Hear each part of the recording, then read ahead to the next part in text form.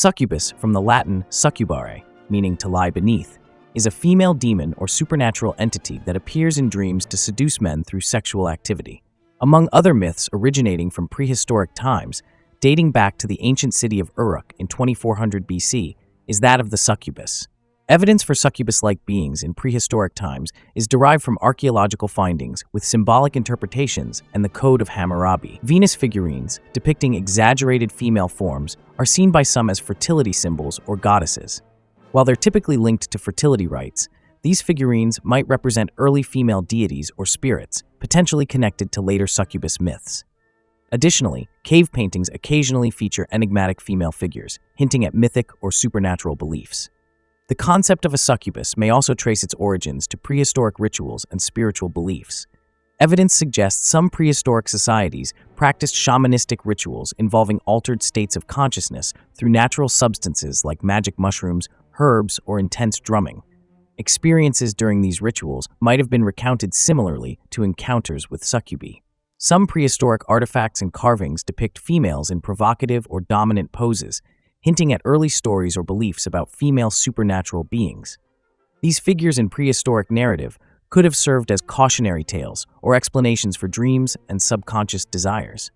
Additionally, the universal human fascination with dream states and the unknown might have contributed to tales of nocturnal visitations by otherworldly entities. These themes of mysterious night encounters and powerful female figures could have evolved over millennia, culminating in the more defined succubus myths in later European folklore.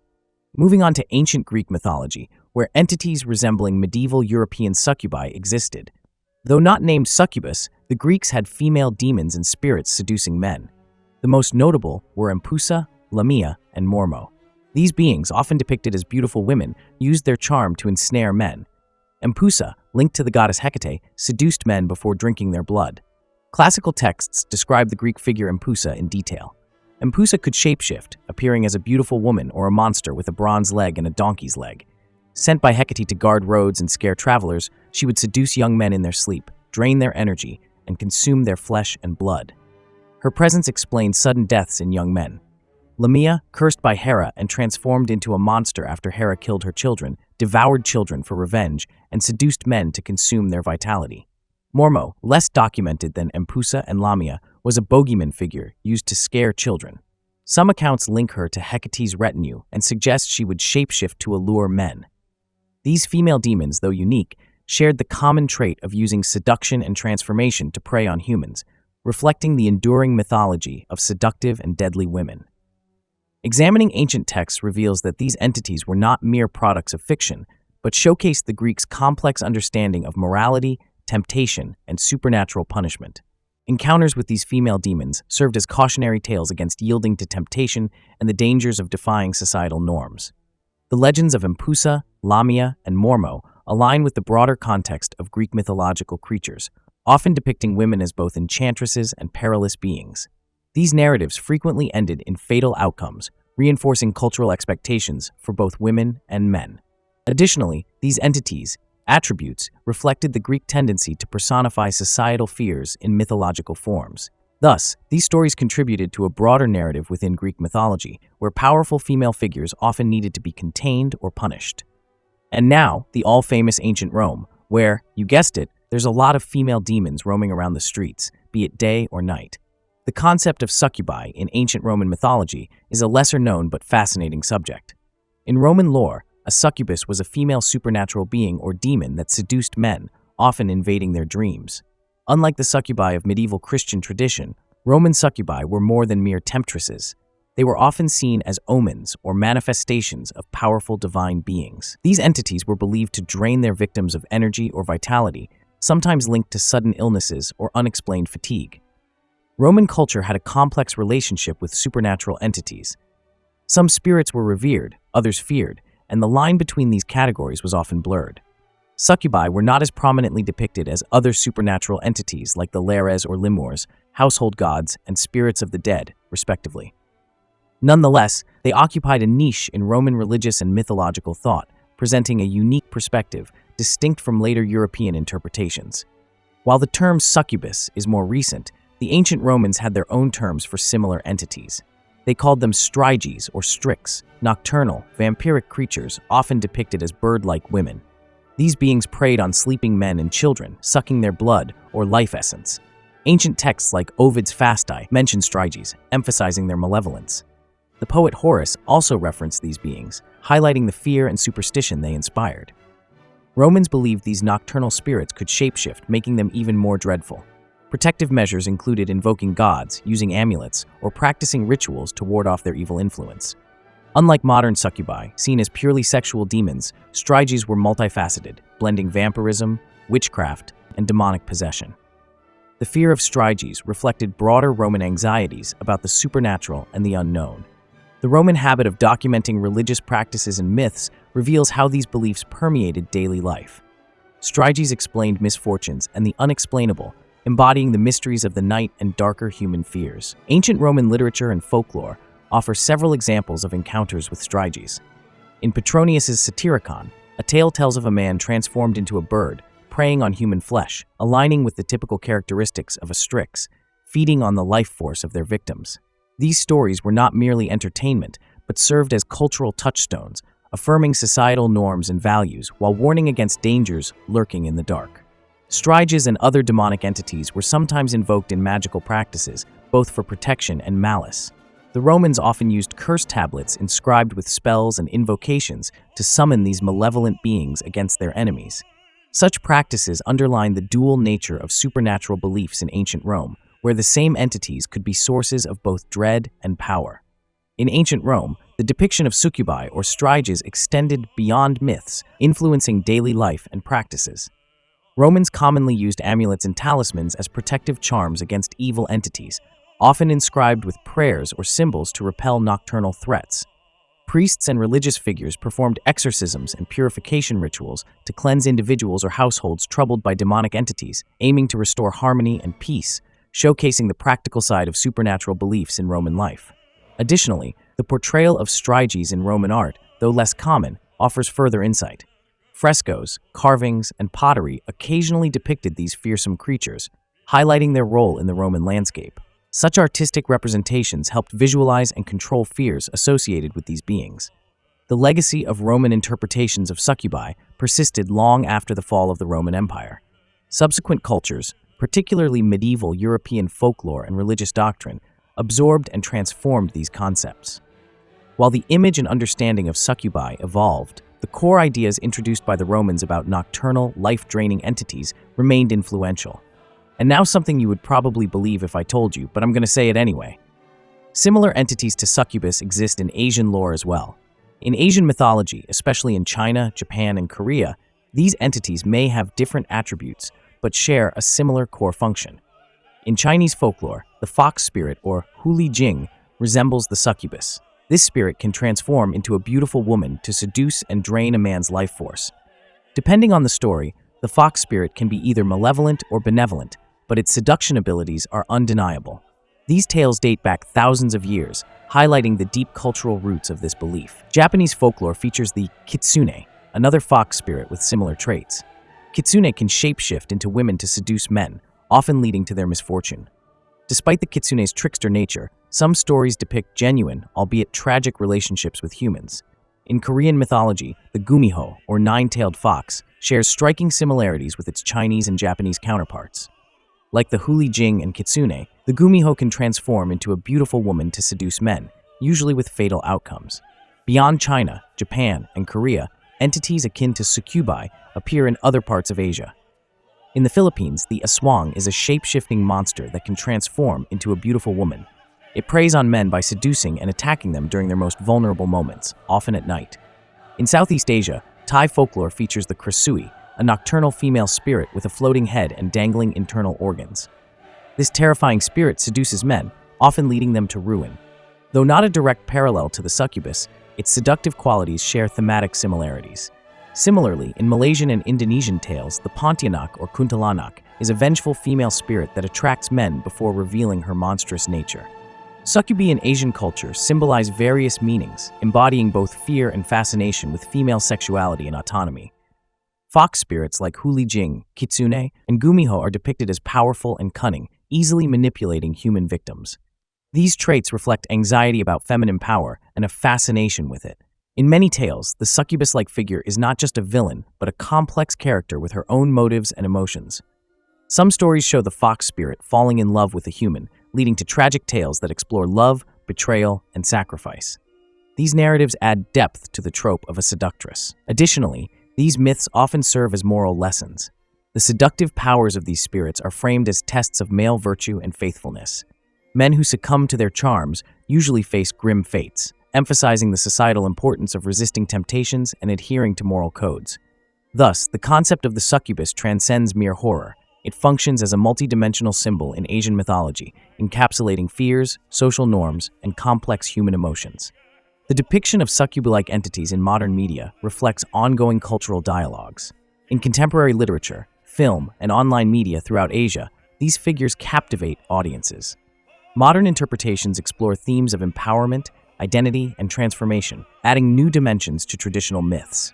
For instance, Japanese anime features characters inspired by the kitsune, blending traditional traits like shapeshifting and seduction with modern themes of empowerment and independence. This duality provides a richer narrative and resonates with contemporary audiences.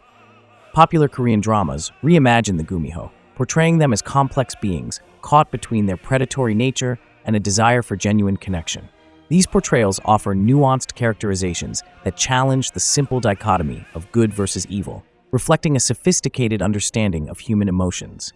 In the digital age, the spread of these stories across various media ensures their perpetuation and adaptation.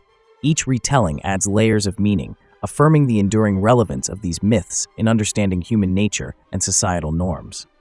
Moving on from Asia to Christianity, where succubus has a deep and weird culture. You're going to want to hear it, believe me. The concept spans various cultures, but is most associated with medieval Christian demonology, often explaining nocturnal emissions and other sexual phenomena. Described as highly attractive women, their true form was said to be hideous. The earliest references appear in the Babylonian Talmud, identifying Lilith, Adam's first wife who became a demon after defying him, as a predecessor. In medieval Christianity, succubi were seen as agents of Satan, sent to tempt and corrupt men. Church authorities often cited succubi to explain sinful thoughts and actions, particularly sexual ones. Theologians like Thomas Aquinas discussed these creatures extensively, suggesting succubi collected semen from men during encounters. This semen was then given to incubi, the male counterparts, who would use it to impregnate women, leading to the birth of witches and demonic offspring. This belief tied to the idea of hereditary sin and the notion that demons could directly interfere in human reproduction. Treatises on witchcraft, such as the Malleus Maleficarum, written by Heinrich Kramer in 1487, mentioned succubi extensively. It was a key text during the witch trials, describing succubi as dangerous beings capable of harm. Succubi and incubi were integral to demonological and supernatural beliefs. Christian texts propose sacramentals like holy water, crosses, and prayers as remedies. Clergy performed exorcisms to expel demons. During the Renaissance, scholars like Dutch physician Johann Weyer questioned these beliefs, attributing encounters to psychological disturbances and sleep paralysis. Despite early skepticism, fear of these entities persisted into the Enlightenment. Art and literature of the time reinforced their association with danger and sin, often depicting succubi with varying imagery, from beautiful women to monstrous forms. Illustrations commonly showed them with wings, claws, and other demonic features, emphasizing their fearsome nature. Theologians and scholars debated their true essence, some viewing them as fallen angels leading people into sin, while others saw them as demonic entities created by Satan to corrupt souls. Belief in succubi was intertwined with medieval views on sin and morality. Sexual activity outside marriage was condemned, and succubi provided a supernatural excuse for illicit desires. These narratives reinforced moral and social order by instilling fear of divine retribution. Additionally, nocturnal emissions and sleep paralysis were often attributed to succubi, embedding them into the daily fears of the medieval populace. Various religious texts and witch-hunting manuals from the medieval period, such as the infamous Malleus Maleficarum, written in 1487, detailed how to identify and protect oneself from succubi. These texts described succubi as agents of Satan who could siphon the life force from their victims. The Malleus Maleficarum provided guidelines for inquisitors to recognize signs of succubi activity and methods for exorcism and protection. The association of succubi with witchcraft played a significant role in the witch hunts of the late medieval and early modern periods. Women accused of witchcraft were often believed to have engaged in sexual relations with demonic beings, including succubi. This connection between succubi and accused witches fueled the hysteria and paranoia driving many witch trials. Torture and harsh interrogations were used to extract confessions from the accused, often resulting in the execution of many innocent people. Fear of succubi and other demonic forces profoundly impacted the legal and religious landscape of medieval Europe, leading to widespread persecution and suffering. The fear and fascination with succubi extended to dreams and psychology. Medieval thinkers were intrigued by the nature and meanings of dreams. Succubi were often cited in discussions about the origins of dreams, especially sexual ones. These demons were believed to influence human thoughts and desires through dreams, leading to sinful behavior. Succubi provided a convenient explanation for inexplicable or taboo thoughts and actions. Their association with dreams highlighted the perceived vulnerability of humans in sleep, a state of little control. Documentation from this period, including dream manuals and personal writings, often references encounters with succubi, reflecting their omnipresence in the medieval mental landscape. Authors and theologians stressed the need for spiritual vigilance even during sleep to protect against these malevolent forces. By the late medieval period, the succubus was firmly entrenched in European culture. Its presence in religious doctrine, literature, art, and daily life reflected societal fears about sin, sexuality, and the unknown. The succubus symbolized the dangers of unchecked desires and moral failings. With the Renaissance and advances in medical and psychological understanding, belief in succubi waned. Enlightened thinkers questioned supernatural explanations for natural phenomena. Even as the Church's influence waned, the succubus image continued to evoke fear and caution regarding unbridled human sexuality. And don't even think for a second that the people of Africa knew nothing of the succubus, and their dreams were holier than holy. We're all the same, and they were tempted in their sleeps as well, and I bet they still are. In African cultures, the succubus appears under different names and characteristics, often linked to local beliefs in spirits and supernatural entities. In Yoruba mythology, the Aje or Ajisara is considered a witch or malevolent spirit believed to seduce men, leading to detrimental effects on their health, wealth, and mental state. Similarly, in Ghanaian folklore, the succubus concept appears in beliefs about the Beyi, or witches with mystical powers who engage in harmful activities, including seduction during sleep. The Kalenjin people of Kenya speak of the Chepchwak, spirits controlling dreams and causing various ailments. These spirits are believed to visit men in their sleep, engaging in intimate affairs and draining their life force. Though the term succubus is not native to African languages, it finds parallels in these regional beliefs. In southern Africa, tales of the Thokolosi or Tikolosh parallel the succubus. The Thokolosi is a mischievous, often malevolent dwarf-like creature summoned to harm others. While not explicitly linked to seduction, it disturbs sleep, causes illness, and brings misfortune, akin to a succubus's disruptive influence. In some traditions, it engages in sexual acts with its victims, blurring lines between different mythological entities in African folklore. The Zulu people regard the Thokolosi with both fear and reverence, acknowledging its supernatural capabilities. These entities are part of broader beliefs in witchcraft and spiritual manipulation common in many African societies. The Igbo of Nigeria speak of the Ogbanje, a spirit believed to be reborn repeatedly into the same family, bringing misfortune each time. While Ogbanje doesn't directly translate to succubus, it shares the theme of spirits causing harm to humans. Similarly, Sierra Leonean tales describe seductive water spirits known as Mami Wata. These spirits, often depicted as beautiful women, lure men into the water, sometimes leading to the man's disappearance or death. Although Mami Wata spirits are usually associated with water, their seductive and harmful traits are reminiscent of succubi in other cultures.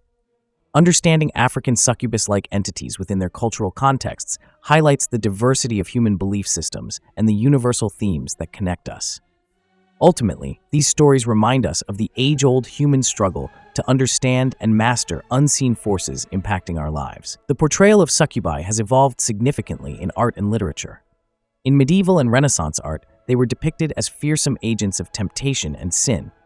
As societal views on sexuality shifted during the Enlightenment, succubi representations became more complex.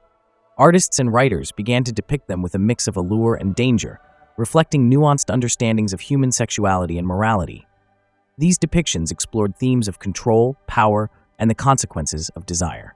In modern media, succubi have transformed further. Comparisons with incubi, their male counterparts, reveal both similarities and differences. Both are demons engaging in sexual activity with humans, but while succubi seduce men, incubi prey on women. Incubi appear in historical and contemporary media less frequently and with less emphasis on sexual empowerment. In modern supernatural fiction, the succubus remains a prominent figure, appearing in genres from horror to urban fantasy, embodying themes of power, temptation, and autonomy. Notable portrayals in movies and TV shows illustrate the evolution of the succubus character. They are frequently depicted as alluring, morally ambiguous figures who navigate the fine line between good and evil. These portrayals challenge traditional stereotypes, presenting succubi as multifaceted individuals with depth and agency. In conclusion, the succubus has evolved from a demonic figure in ancient folklore to a nuanced character in modern fiction. This evolution mirrors changing societal attitudes towards sexuality, power, and morality. Whether in medieval legends or contemporary media, the succubus continues to captivate and provoke, embodying timeless themes of desire and control.